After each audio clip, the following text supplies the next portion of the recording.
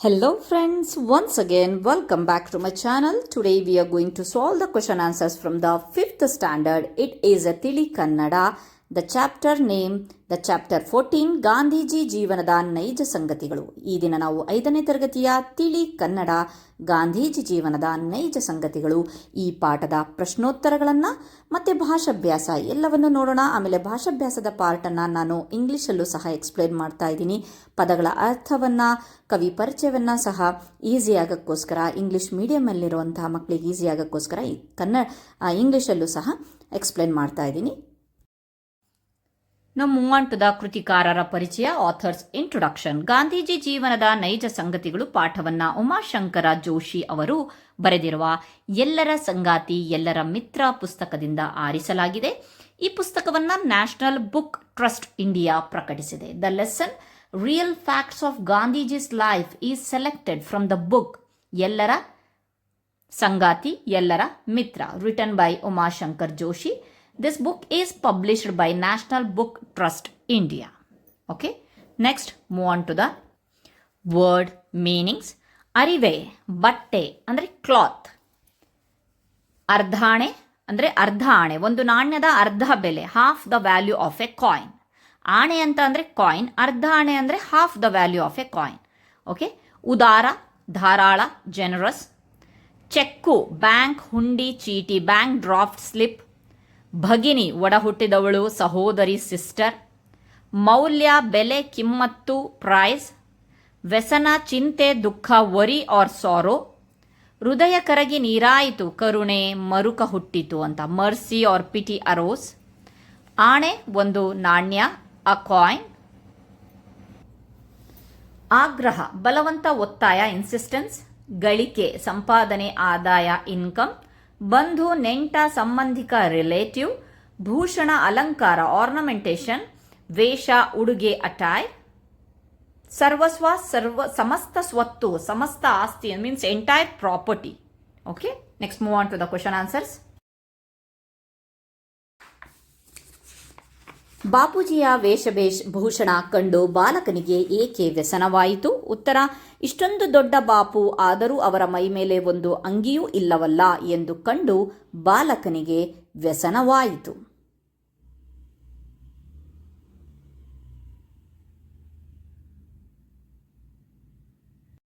ಎರಡನೇ ಪ್ರಶ್ನೆ, ಬಾಲಕ ಬಾಪೂಜಿಯ ವೇಷಭೂಷಣ ಕಂಡು ಏನೆಂದು ಕೇಳಿದನು? ಉತ್ತರ, ಬಾಲಕನು ಬಾಪೂಜಿ ತಾವು ಅಂಗಿ ಏಕೆ ತೊಡುವುದಿಲ್ಲ ಎಂದು ಕೇಳಿದನು.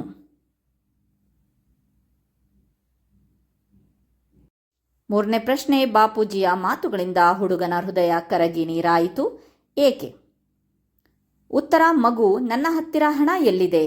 ನಾನು ತುಂಬಾ ಬಡವ, ಅಂಗಿಗಾಗಿ ಹಣ ಎಲ್ಲಿಂದ ತರಲಿ ಎಂಬ ಬಾಪೂಜಿಯ ಮಾತುಗಳನ್ನು ಕೇಳಿ ಹುಡುಗನ ಹೃದಯ ಕರಗಿ ನೀರಾಯಿತು.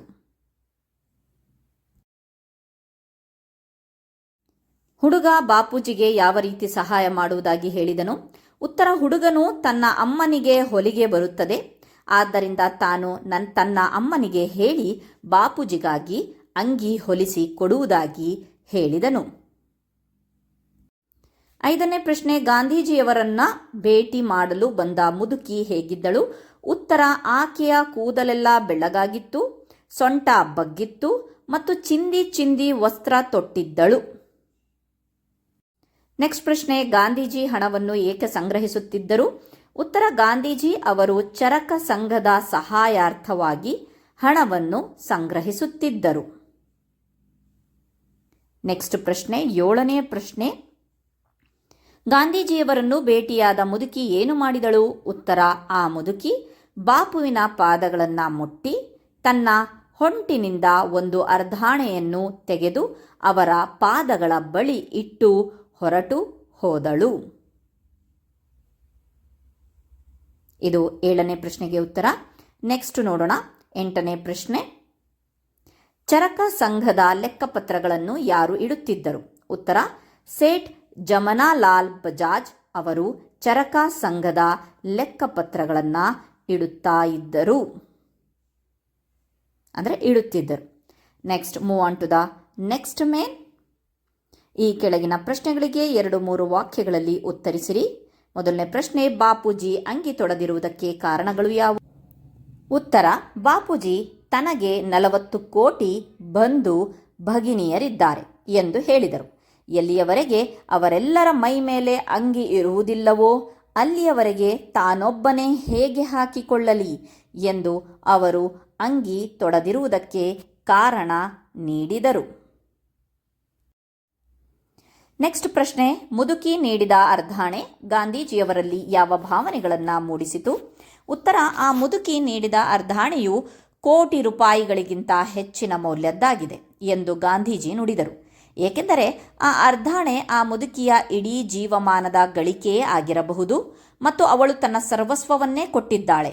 ಅವಳ ಉದಾರ ಮತ್ತು ದೊಡ್ಡ ಮನಸ್ಸಿನ ತ್ಯಾಗವು ಆ ಅರ್ಧಾಣೆಯನ್ನು ಕೋಟಿ ರೂಪಾಯಿಗಳಿಗಿಂತಲೂ ಹೆಚ್ಚು ಬೆಲೆ ಬಾಳುವಂತೆ ಮಾಡಿದೆ. ವಾಕ್ಯಗಳನ್ನು ಯಾರು ಯಾರಿಗೆ ಹೇಳಿದರು? ಮಗು, ನನ್ನ ಹತ್ತಿರ ಹಣ ಎಲ್ಲಿದೆ, ನಾನು ತುಂಬ ಬಡವ. ಉತ್ತರ, ಬಾಪು ಹುಡುಗನಿಗೆ ಹೇಳಿದರು. ಈ ಮಾತನ್ನ ಬಾಪು ಅವರು ಹುಡುಗನಿಗೆ ಹೇಳಿದರು. ನೆಕ್ಸ್ಟು ಮುಂದಿನ ವಾಕ್ಯ, ಮಗು, ನನಗೆ 40 ಕೋಟಿ ಬಂಧು ಭಗಿನಿಯರಿದ್ದಾರೆ. ಉತ್ತರ, ಈ ಮಾತನ್ನ ಬಾಪು ಹುಡುಗನಿಗೆ ಹೇಳಿದರು. ಮೂರನೇದು, ಈ ಅರ್ಧಾಣೆಗೆ ನಿಮಗೆ ನನ್ನಲ್ಲಿ ವಿಶ್ವಾಸವಿಲ್ಲವೇ? ಉತ್ತರ, ಸೇಠ್ ಜಮನಾಲಾಲ್ ಬಜಾಜ್ ಅವರು ಗಾಂಧೀಜಿಯವರಿಗೆ ಹೇಳಿದರು. ನಾವು ಕಮಿಂಗ್ ಟು ದ ಭಾಷಾಭ್ಯಾಸ. ಕೆಳಗಿನ ಪದಗಳನ್ನು ನಿಮ್ಮ ಸ್ವಂತ ವಾಕ್ಯದಲ್ಲಿ ಉತ್ತರಿಸಿ. Use the following words in your own sentences and write them. ಸಹಾಯಾರ್ಥ ಅಂದರೆ ಫಾರ್ ಹೆಲ್ಪ್ ಆರ್ ಏಡ್. ಜನರು ಸಂತ್ರಸ್ತರಿಗೆ ಸಹಾಯಾರ್ಥವಾಗಿ ಹಣ ನೀಡಿದರು. It means money was given as aid to those people in distress or needed. Okay. ವಿಶ್ವಾಸ ಮೀನ್ಸ್ ಟ್ರಸ್ಟ್ ಆರ್ ಫೇತ್. ಶಿಕ್ಷಕರಿಗೆ ವಿದ್ಯಾರ್ಥಿಗಳ ಮೇಲೆ ವಿಶ್ವಾಸವಿತ್ತು. Teachers must have faith in their students. ಸರ್ವಸ್ವ ಮೀನ್ಸ್ ಎವ್ರಿಥಿಂಗ್. ತಾಯಿಗೆ ತನ್ನ ಮಗನೇ ಸರ್ವಸ್ವ. For mother her son is everything. We know that. ವೇಷಭೂಷಣ, ಅಟೈರ್ ಆರ್ ಕಾಸ್ಟ್ಯೂಮ್. ಓಕೆ. ನಾಟಕದಲ್ಲಿ ರಾಜನ ವೇಷಭೂಷಣಗಳು ಆಕರ್ಷಕವಾಗಿದ್ದವು. The king's costumes in the play were very attractive. ಹೃದಯ ಕರಗಿತು, ಹಾರ್ಟ್ ಮೆಲ್ಟೆಡ್. ಬಡವರ ಕಷ್ಟಗಳನ್ನು ನೋಡಿ ದಾನಿಗಳ ಹೃದಯ ಕರಗಿತು.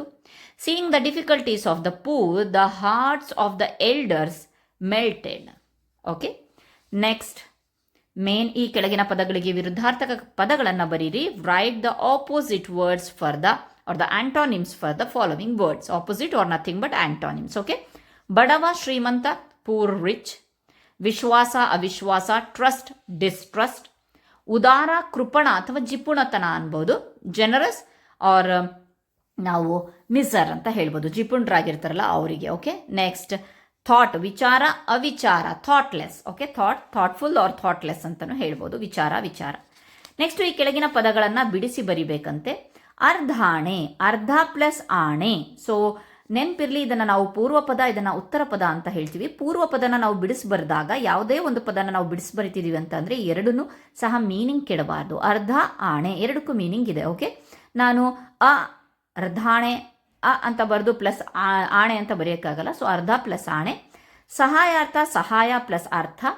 ನಾನೊಬ್ಬ, ನಾನು ಪ್ಲಸ್ ಒಬ್ಬ. ಆಗಾಗ, ಆಗ ಪ್ಲಸ್ ಆಗ. ಒಂದೆರಡು, ಒಂದು ಪ್ಲಸ್ ಎರಡು. ಓಕೆ. ನೆಕ್ಸ್ಟ್ ಪ್ರಸ್ತುತ ಪಾಠದಲ್ಲಿ ಬಳಕೆಯಾಗಿರುವ ಈ ಒಂದು ಲೇಖನ ಚಿಹ್ನೆಗಳು. ಲೇಖನ ಚಿಹ್ನೆಗಳು ಅಂತ ಅಂದರೆ ಪಂಚುಯೇಷನ್ ಮಾರ್ಕ್ಸ್. ಇಲ್ಲಿ ಎಕ್ಸ್ಕ್ಲಮೇಟರಿ ಭಾವಸೂಚಕ, ಆಮೇಲೆ ಕ್ವಶನ್ ಮಾರ್ಕ್, ಉದ್ಧರಣ ಚಿಹ್ನೆ, ಆಮೇಲೆ ನೆಕ್ಸ್ಟ್ ಕೊಮ. ಓಕೆ. ಅರ್ಧ ವಿರಾಮ. ಎಂತಹ ಸುಂದರ ಹೂವು, ವಾವ್. ಎಂತಹ ಸುಂದರ ಹೂವು ಭಾವಸೂಚಕ ಚಿಹ್ನೆ. ನಿನ್ನ ಹೆಸರೇನು ಪ್ರಶ್ನಾರ್ಥಕ ಚಿಹ್ನೆ. ಇಲ್ಲಿ ಮೂರನೇದು, ಇಲ್ಲಿ ನೋಡಿ, ಇಲ್ಲಿ ಉದ್ಧರಣ ಚಿಹ್ನೆಗೆ ಇಲ್ಲಿದೆ ಮೂರನೇದು. ಶಿಕ್ಷಕರು ಸಮಯ ಪ್ರಜ್ಞೆ ಮುಖ್ಯ ಎಂದರು. ಕೋಟ್ ಮಾಡಿದಾರಲ್ವಾ, ಸಮಯ ಪ್ರಜ್ಞೆ ಮುಖ್ಯ ಎಂದರು.